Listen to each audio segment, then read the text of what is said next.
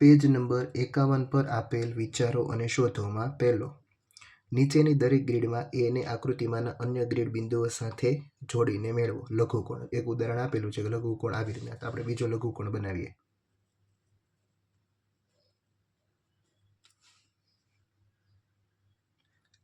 ચાલો, બીજો ખૂણો બનાવવાનો છે ગુરુકોણ. ચાલો, બે ખૂણા ગુરુકોણ બનાવવાના છે. એક ખૂણો આમ બનાવશું. ચાલો, આ ગુરુકોણ. એક ખૂણો આમ બનાવીશું. આ પણ ગુરુકોણ. ચાલો, ત્રીજો આપેલો છે વિપરીત કોણ. ચાલો, વિપરીત કોણ કોને કહેવાય? તો કે જે ખૂણાનું માપ 180 અંશ કરતાં વધારે હોય તેને વિપરીત કોણ કહેવાય. તો આપણે એક પેલો આ બનાવીશું. ચાલો, આ વિપરીત કોણ. એક આપણે છે એ આમ બનાવીશું. આ વિપરીત કોણ. ચાલો, તો બંને પૂર્ણ થયા.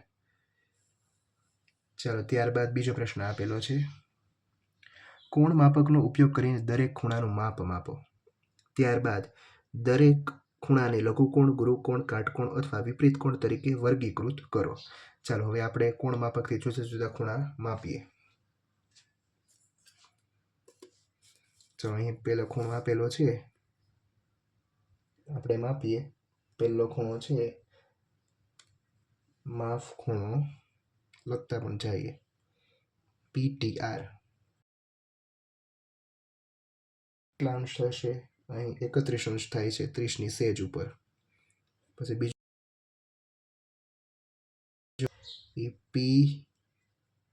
PTQ 60 અંશ. ચાલો, એના પછી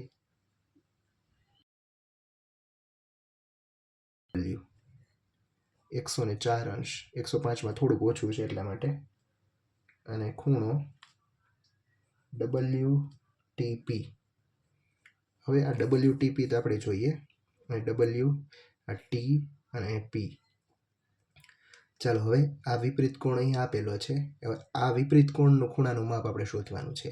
એટલે તમારે જે આ ખૂણો છે એમાંથી આપણે બાદ કરવું. એટલે 360માંથી આપણે કેટલા બાદ કરીશું? તો કે 104 અંશ. શું કામ 104 અંશ? કારણ કે PTW એટલે આ ખૂણો છે આખો, જો હું નિશાન કરું છું, આ એ 104 અંશનો છે. તો આ 360 આખો છે એ 360 છે, એમાંથી 104 બાદ કરવા એટલે કેટલો થશે? તો કે 256.